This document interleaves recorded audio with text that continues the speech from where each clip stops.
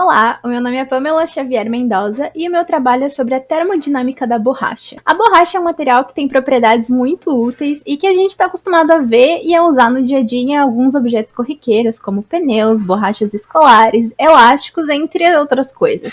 Mas para se ter uma ideia, atualmente existem no mercado global mais de 40 mil artigos no geral que são constituídos de borracha e ela é uma matéria-prima estratégica para aproximadamente 400 dispositivos médicos.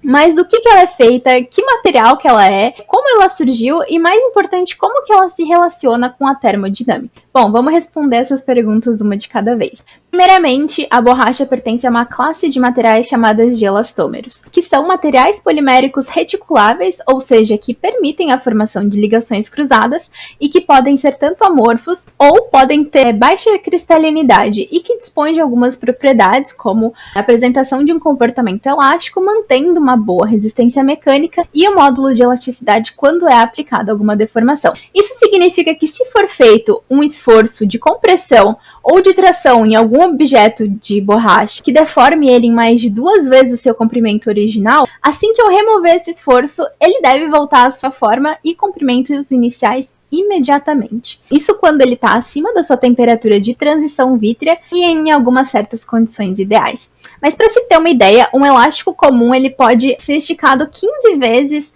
do seu comprimento original e depois ele retorna ao seu comprimento inicial. Vamos ver agora brevemente de onde surgiu a borracha. Existem relatos da borracha que são anteriores a 1500, onde ela já era usada na forma de bolas rudimentares e alguns outros objetos, como roupas, calçados impermeáveis, pelas civilizações originárias. Isso começou com os olmecas, que foram os primeiros a dominar essa técnica, e depois eles foram seguidos pelos maias, os incas e os astecas. E a borracha era obtida através da seiva de uma árvore chamada seringueira, e esse líquido branco, que mais tarde viria a ser chamado de látex, solidificava quando ele ficava exposto ao ar e virava uma massa de cor escura, que era usada para muitos fins pelos ameríndios, e era algo tão recorrente que foi até retratado por alguns artistas alguns anos mais tarde, onde ali a gente consegue ver que eles estavam usando em arco e flecha. Alguns bons anos mais tarde, em 1735, um francês que era chamado Charles de la Condamine fez uma expedição para o Peru e pela bacia amazônica, que foi onde ele conheceu a borracha. Então ele fez um estudo científico dela e assim foi publicado o primeiro artigo que inclui os usos, propriedades e a importância da borracha. E em 1770, a borracha começou a ser cada vez mais usada e o Joseph Priestley foi o primeiro responsável por difundir o primeiro emprego dado a ela fora das Américas, que é um que a gente usa até hoje, que é apagador de lápis no papel. Em 1839, Charles Goodyear descobriu acidentalmente um dos processos que viriam revolucionar o uso desse material e também influenciar diversas outras áreas, que é a vulcanização. É esse processo que é o responsável pelas principais propriedades que a gente hoje considera relacionadas à borracha, e isso porque sem esse processo, a borracha ela é muito difícil de ser trabalhada no estado sólido. O que acontece é que ao mesmo tempo que no frio ela ficava rígida e frágil, ela ficava mole e pegajosa no calor. E além disso, ela desenvolvia um certo odor desagradável depois de um curto período de tempo. E esse comportamento acontece porque a borracha natural ela é produzida através de uma reação de adição 1,4 do isopreno, que no final forma um polímero chamado poliisopreno, que tem uma massa molar no valor em torno de 350 mil. E sendo o poliisopreno um hidrocarboneto, as únicas interações que ligam as cadeias umas às outras são dipolo induzido com dipolo induzido. Isso significa, então, que a borracha bruta, se ela fosse muito esticada, por exemplo, ela rompia, uma vez que essas interações são facilmente quebradas, elas são bem fracas, né? Então, por isso que ela não tinha uma resistência tão boa e ela era tão afetada pelas variações de temperatura. Então, por conta disso, Goodyear começou a estudar uma forma de a borracha resistir às variações de temperatura, e num desses estudos ele acidentalmente deixou cair uma mistura de borracha e enxofre no fogão quente, e nisso ele notou que essa borracha ela não chegou a derreter, ela só chegou a queimar um pouquinho, diferente do que acontecia com a borracha bruta, que ela derretia. Então, a partir desse acontecimento e depois de vários e vários ensaios, ele desenvolveu o hoje conhecido como processo de vulcanização, que é usado para estabilizar a borracha, misturando ela com enxofre num teor que varia a alta temperatura e pressão. Então o que acontece é que o enxofre ele forma pontes de disulfeto entre as cadeias poliméricas, que é chamado de reticulação. Então elas aumentam a resistência desse polímero, uma vez que essas pontes elas são mais fortes do que as interações entre as cadeias de hidrocarboneto. Então são as reticulações que permitem essa elasticidade reversível, característica da borracha, e também elimina o fenômeno da fluência. E sendo assim, a borracha vulcanizada ela tem muitas relações com a termodinâmica, e aqui a gente vai usar um elástico de borracha como exemplo. Então, ao aplicarmos uma força no elástico de modo que a gente estique ele, a gente consegue ver que o elástico sai do ponto esticado para o ponto relaxado. Isso é uma reação espontânea, mas o contrário não é verdadeiro. Isso porque se a gente deixar um elástico parado, ele não vai se esticar sozinho sem que haja uma força externa agindo sobre ele. Então vamos analisar esse sistema do ponto de vista da física. Para a gente alongar o elástico, ou seja, produzir uma variação de comprimento, ou um dL, é necessário realizar trabalho sobre ele através de uma força E. Aqui a gente tem a primeira lei da termodinâmica, que pode ser escrita como a variação da energia interna é igual à variação do calor mais o trabalho realizado pela força externa. Agora, pela segunda lei da termodinâmica, a gente tem que a variação da entropia é igual ao calor dividido pela temperatura. E se a gente assumir que esse processo é uma deformação reversível, ou seja, ele é feito bem devagar, e rearranjando essa equação, a gente tem que o fluxo de calor pode ser dado por essa equação. Então, vamos adicioná-la na primeira equação que a gente achou, e a gente fica finalmente com essa equação. Vamos guardá-la aqui em cima por enquanto, e vamos considerar que a gente está realizando esse experimento à temperatura ambiente, e que a variação do volume é nula. Isso por conta da compressibilidade da borracha ser muito pequena, que é em torno de 5,1 vezes 10 na menos 11 dina por centímetro quadrado. Então é um valor muito pequeno. Isso significa que quando eu estico um elástico, ele vai aumentar o seu comprimento, mas a sua espessura vai diminuir.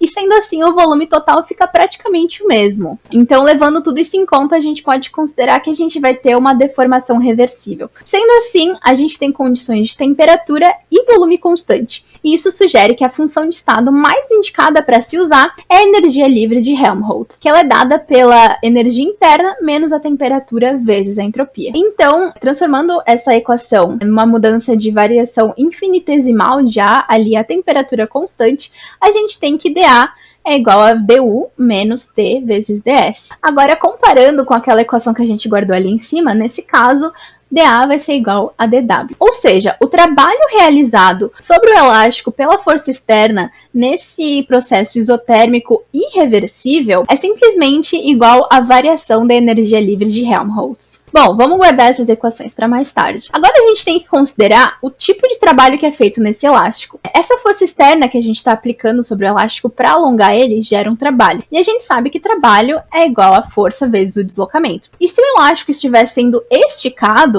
a gente tem que o dL será positivo e estará sendo realizado o trabalho sobre o sistema.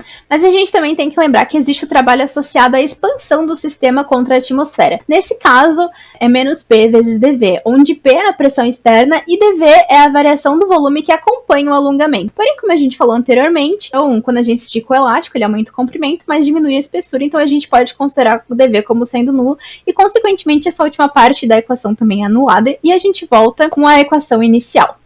Bom, vamos rearranjar ela dessa forma, onde a temperatura é constante, que nem a gente falou antes, a temperatura ambiente.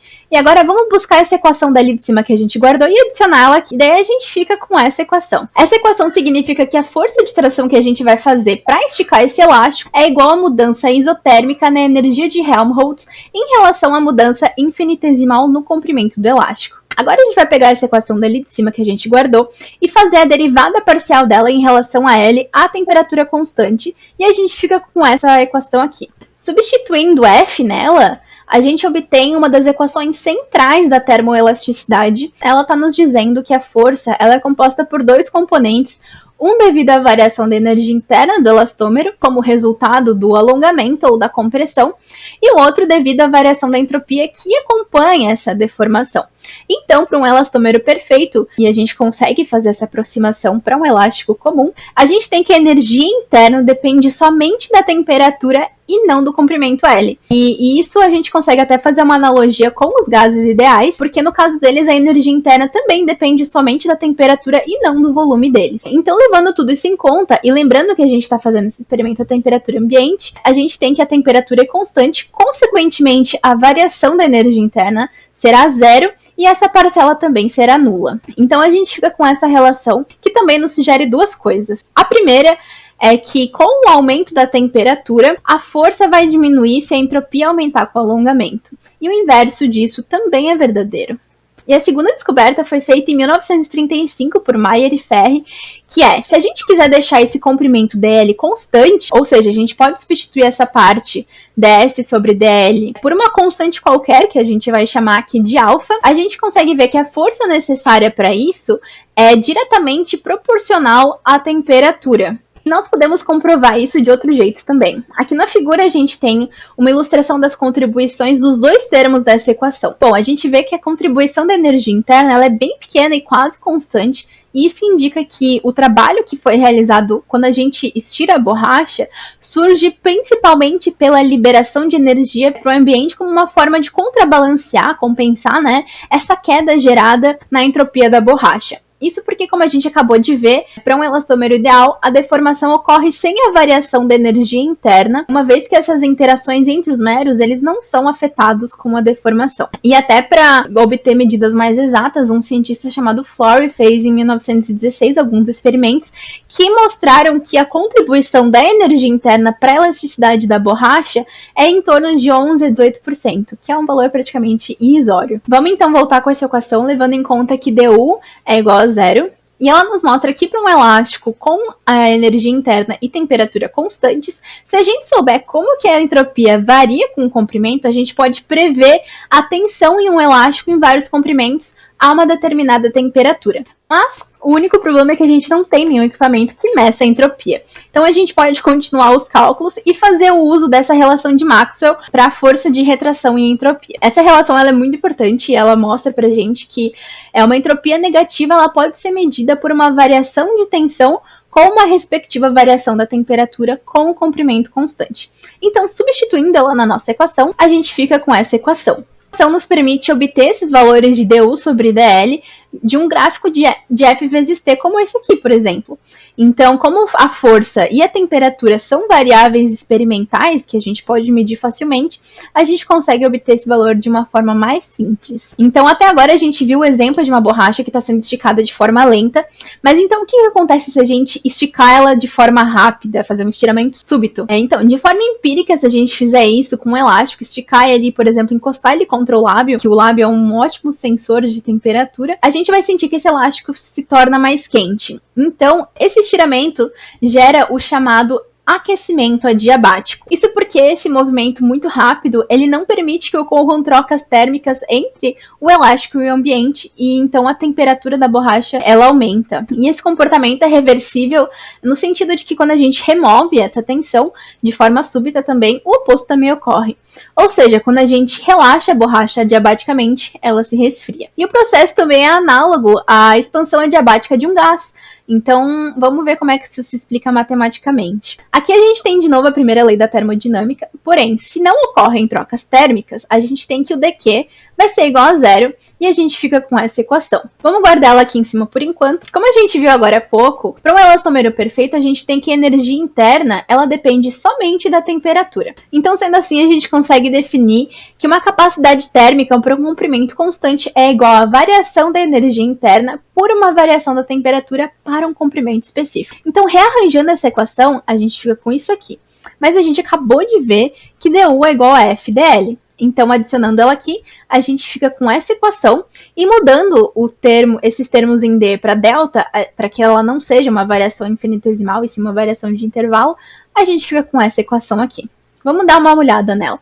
A gente sabe que F é positivo e a capacidade térmica para um comprimento constante também deve ser positiva porque a energia ela aumenta com o aumento da temperatura. Então, isso implica que uma variação de dl positiva também deve levar a um aumento da temperatura linearmente proporcional. Em outras palavras, se a gente esticar o elástico, ele vai esquentar. Então, com base no que a gente viu até agora, a gente pode tentar imaginar outra situação. O que aconteceria se eu esquentasse um elástico que está sob tensão com um isqueiro? Para a maioria dos objetos, quando a gente aumenta a temperatura deles, os átomos vão ficando cada vez mais longe uns dos outros por conta do aumento da energia cinética média deles e, consequentemente, eles sofrem uma dilatação térmica e eles se expandem. mas a termodinâmica para elastômeros com a borracha ela é mais contraintuitiva. Isso porque a estrutura molecular da borracha vulcanizada é composta por algumas longas cadeias poliméricas que estão em constante agitação devido à sua energia térmica. Então, quando a gente aumenta a temperatura, a gente aumenta o grau de aleatoriedade do sistema, ou seja, a entropia. E a entropia ela pode ser calculada diretamente contando o número de conformações que são acessíveis ao sistema. E como a gente está dando mais energia térmica a esse sistema, a gente também aumenta a quantidade de estados disponíveis para essas cadeias. Alguns podem até não ser termodinamicamente favoráveis, mas eles estão mais acessíveis justamente porque a gente injetou mais energia no sistema. Então, quanto mais estados estiverem disponíveis, estatisticamente mais cadeias elas vão se emaranhar ao invés de se estender, porque esse é o estado com menor energia. Esse é o chamado efeito Kalk-Joule, e ele diz que a borracha que está sob tensão apresentará um coeficiente de expansão térmica negativo, e por isso são chamados de materiais anômalos. Isso acontece porque a borracha bruta ela é feita por longas cadeias poliméricas do monômero de isopreno, como a gente viu, e elas estão emaranhadas. E a princípio, cada uma dessas ligações nessas cadeias podem rotacionar. Sendo assim, a cadeia ela pode assumir diferentes conformações e ela pode estar localmente esticada ou dobrada nos pedaços entre as reticulações. E existem vários jeitos de rotacionar para que ela fique dobrada, e essas conformações têm diferentes níveis de energia e, consequentemente, algumas orientações preferenciais. Sendo assim, quando a borracha ela está relaxada, as cadeias elas rotacionam e se enrolam de forma aleatória entre essas pontes de enxofre. Porém, só existe uma conformação em que essas cadeias estão esticadas na sua extensão máxima, e quando que elas ficam assim, seria quando o elástico está esticado no seu nível máximo, que de modo que se eu esticar um pouquinho mais, eu vou deformar essas ligações covalentes ao invés de desenrolar mais essas cadeias. Ou seja, quando o DL é positivo, quando a variação do comprimento é positivo, as cadeias ficam mais esticadas e alinhadas na direção do alongamento. Isso porque à medida que o elástico é alongado, a gente vai diminuindo o número estatístico de possibilidades de conformações que estão disponíveis para aquelas cadeias poliméricas e, por consequência, eu diminuo os degraus entrópicos de liberdade. Sendo assim, quando elas ficam nessas conformações, existe muito menos desordem e a entropia é negativa. Então, se a gente for olhar alguns estudos de difração de raio-x da borracha esticada e da não esticada, a gente encontra dois resultados que ilustram exatamente isso. Aqui no exemplo, a gente tem imagens que mostram uma difração bidimensional e que mostra esses efeitos simultaneamente. Então, ali no quadrado preto, a gente tem que as imagens de um pedaço de borracha no seu estado relaxado. E ali a gente vê que a largura desse anel ela é ampla e uniforme, e que ela mostra que o elástico nesse estado ele é quase amorfo e ele se assemelha até a um líquido. Já no quadrado azul é mostrado um elástico depois dele ser puxado, e a gente vê um anel mais estreito com manchas que aparecem ali na direção horizontal. E elas significam que as moléculas do elástico elas foram cristalizadas pelo puxão do elástico, ou seja, elas estão ordenadas, elas foram ordenadas nessa mesma, e elas estão orientadas também nessa mesma direção da atração. Isso também corrobora para a explicação que a gente acabou de ver, que justifica essa diminuição da entropia para quando o elástico é esticado. Sendo assim, a gente conclui que tem muito a se explorar no mundo da termodinâmica dentro de um simples movimento, como de puxar um elástico de borracha, e que, de certa forma, isso ilustra muito bem diversos conceitos da termodinâmica. Então aqui a gente tem algumas referências que foram usadas na constituição desse trabalho, e muito obrigada pela atenção.